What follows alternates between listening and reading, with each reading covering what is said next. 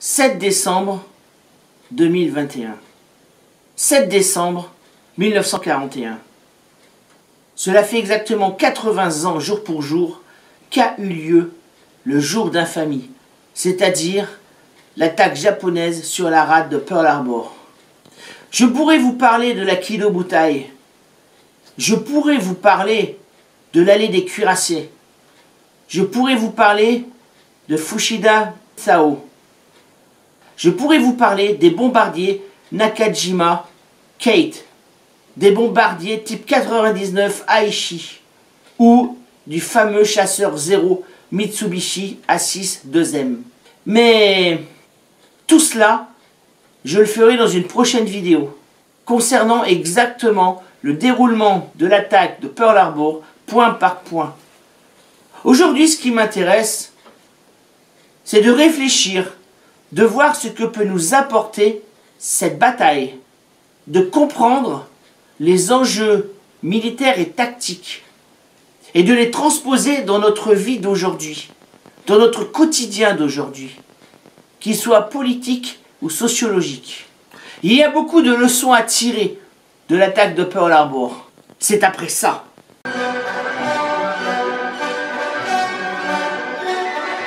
Salutations compagnons et compagnonnettes. Je suis Baillant Taillefer, forgeron médiéviste et historien à 16 heures, ou le contraire. Pearl Harbor. Alors qu'est-ce que nous dit Pearl Harbor? Tout d'abord une chose très importante, c'est que l'improbable est toujours possible.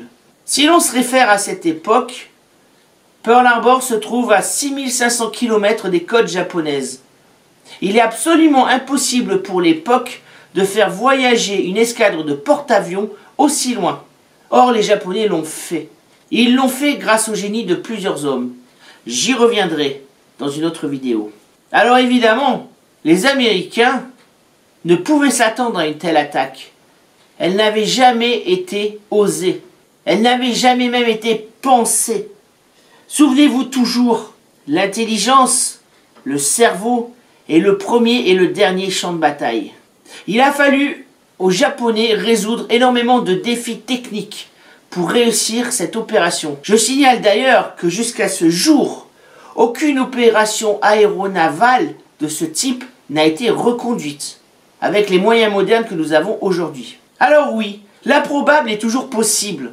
Il nous faut que nous soyons militaires, politiciens ou simples citoyens s'attendre à des choses extraordinaires.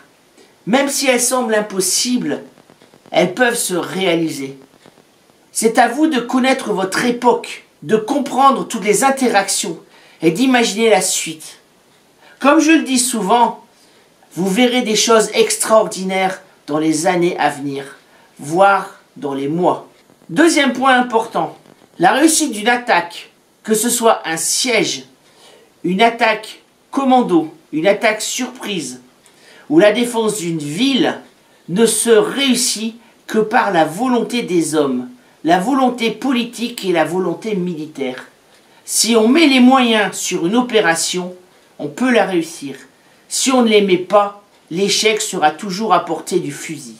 Un exemple, la guerre en Indochine, de 1945 à 1954. Les gouvernements successifs de la 4ème République n'ont pas voulu mettre suffisamment de moyens pour maintenir l'Indochine dans l'Empire français. On a vu les résultats. La leçon à tirer de cela, c'est que l'amiral Yamamoto, le cerveau de l'opération de Pearl Harbor, le plan Z, a pu obtenir tous les moyens militaires en hommes et en matériel. Il a pu obtenir un entraînement parfait des pilotes de chasse et des pilotes bombardiers torpilleurs japonais. Et grâce à tout cela, il a réussi son opération. Autre point important, Sun Tzu, encore lui, disait il faut connaître son ennemi. Si un jour vous êtes en difficulté, si vous avez un plan à établir, que ce soit en économie, dans votre vie de tous les jours, dans votre entreprise, ou, je ne vous le souhaite pas, en cas de conflit, revenez toujours en cas de doute aux fondamentaux.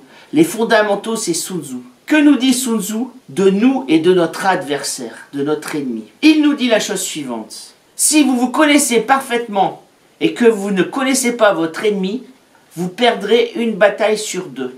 Si vous ne vous connaissez pas et si vous ne connaissez pas votre ennemi, vous perdrez toutes les batailles. Si vous vous connaissez et si vous connaissez votre ennemi, alors vous gagnerez toutes les batailles. La grave erreur des Américains et des Japonais en 1941, c'est d'avoir sous-estimé chacun leur adversaire. Les Américains prenaient les Japonais pour des idiots, pour des gens à peine sortis du Moyen-Âge, ce qui n'était pas entièrement faux. Souvenez-vous qu'avant l'ère du Meiji, en 1870, le Japon était un pays rural, non industrialisé.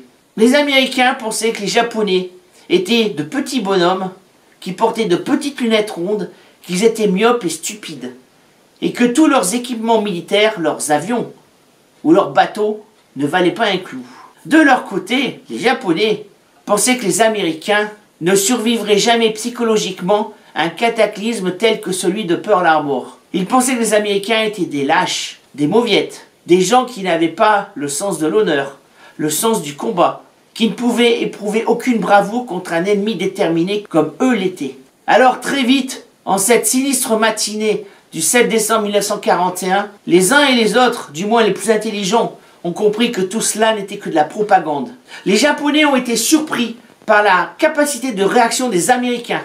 Il n'a fallu que 3 minutes, seulement 3 minutes, entre le moment où les Américains ont entendu le vrombrissement des avions qui volaient au ras des eaux et au ras de la terre et les premiers bombardements pour qu'ils puissent se saisir de leurs armes, que ce soit des fusils, comme celui-ci, le M1 Garand, le fusil standard de l'armée américaine.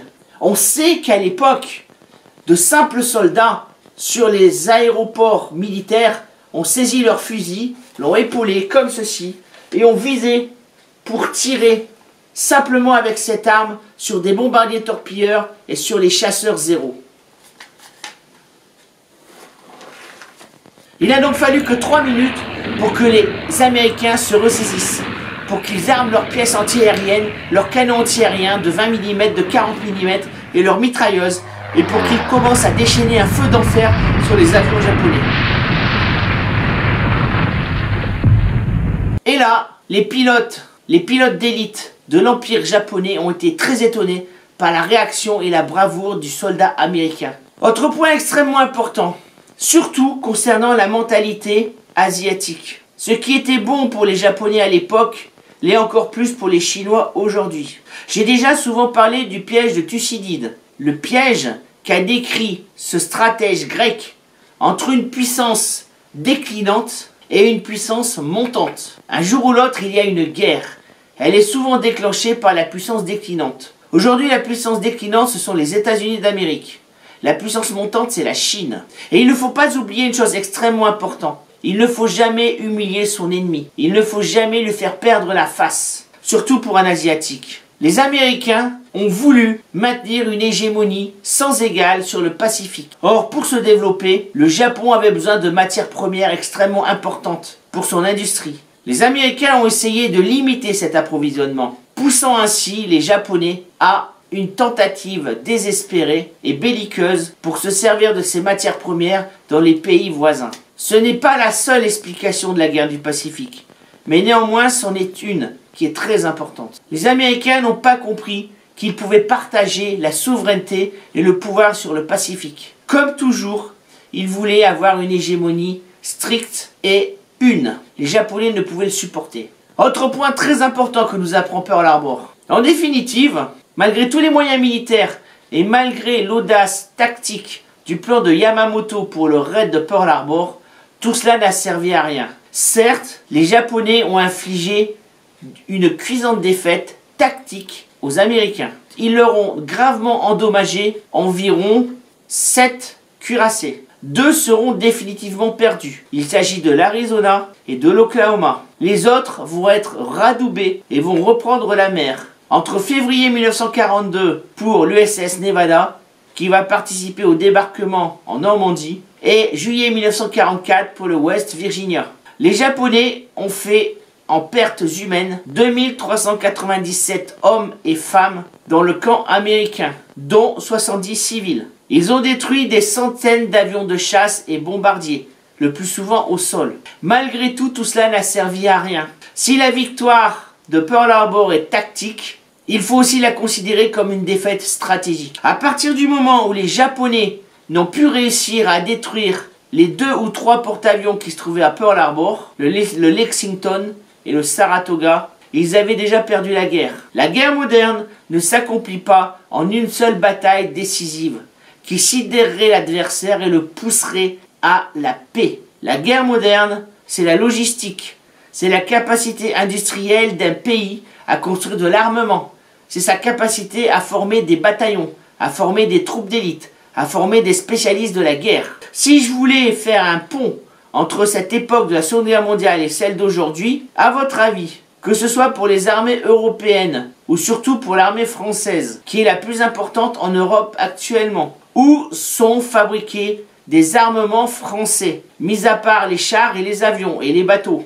En ce qui concerne les fusils d'assaut et les munitions, l'armée française n'en possède plus la mainmise. Un armement moderne nécessite des technologies supérieures et malgré tout, une sidérurgie importante. Combien y a-t-il d'usines sidérurgiques en France? Combien la France fabrique-t-elle de millions de tonnes d'acier par an? C'est une question à vous poser. En conclusion, tout cela n'a servi à rien. Si, à tuer des millions d'hommes. Des millions d'hommes innocents. Des millions de jeunes qui n'avaient rien demandé à personne. Qu'ils soient japonais ou qu'ils soient américains. Les grands stratèges japonais, tels que les grands stratèges nazis de l'Allemagne du Troisième Reich, ont cru se fabriquer et fonder un empire millénaire. Au final, Pearl Harbor, le 7 décembre 1941, aboutit à des combats mémorables et sanguinaires dans toutes les îles du Pacifique, Tarawa, Iwo Jima, Okinawa, entre autres. Elle conduit aussi au bombardement de toutes les grandes villes japonaises, dans le cadre de la tempête de feu, telle que l'a inventé le sinistre général de l'US Air Force, Curtis LeMay. Nous y reviendrons dans une prochaine vidéo. Enfin, Pearl Harbor se termine par l'utilisation de l'arme atomique. À Hiroshima, le 6 décembre 1945, et à Nagasaki, le 9 décembre 1945. Ici encore avec des centaines de milliers de morts. Au final, l'arrogance, l'oubris des stratèges japonais et de leurs généraux n'ont conduit qu'à une chose, l'année 0, la destruction de tout le potentiel industriel et la destruction d'une partie du peuple japonais. Une fois de plus, j'en reviens à mon idée principale. À quoi servent les guerres? Il est quand même dommage de voir les haines se attiser et les ressentiments se déclarer pour ensuite connaître des affrontements meurtriers et pour enfin signer la paix. Si on pouvait passer du ressentiment à la signature de la paix, ce serait peut-être quand même un peu mieux. Voilà pour moi ce que signifie Pearl Harbor. Évidemment, Pearl Harbor, c'est d'abord le recueillement. Ce matin, en me levant, j'ai pensé à 7 h du matin aux 2 techniciens radars de la base de Opana Point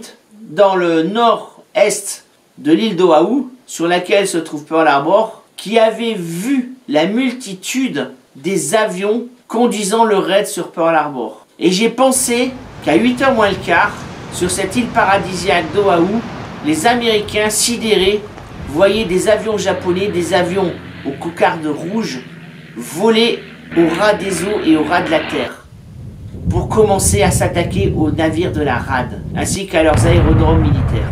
J'ai pensé qu'il y avait 80 ans, à 7 h 53, j'ai entendu les explosions, j'ai vu les fumées, j'ai vu le gémissement des navires, leurs coques chavirant.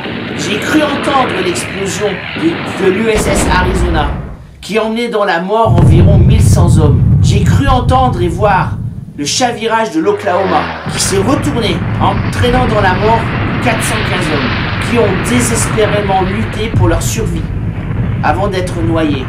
Alors ce que je vous demanderai, c'est de penser à tous ces hommes. Certes, ils sont morts il y a 80 ans, mais il ne faut pas les oublier. Aux USA, durant la guerre, il y avait des affiches « Remember Pearl Harbor ». Chaque mort est une défaite pour toute l'humanité. Aujourd'hui, les cartes sont entre vos mains pour éviter d'autres catastrophes de ce genre. Oui, beaucoup me diront « mais voyons, nous vivons en paix ». De telles choses ne peuvent plus arriver aujourd'hui, bien sûr. De même que le raid de Pearl Harbor était impossible. J'en reviens au début de ma vidéo. Voilà, j'espère que cette vidéo vous a plu, même si, d'une certaine façon, c'est un certain crève-cœur pour moi de la faire. Je vous dis à bientôt et comme vous savez, l'histoire, c'est toi qui l'as fait.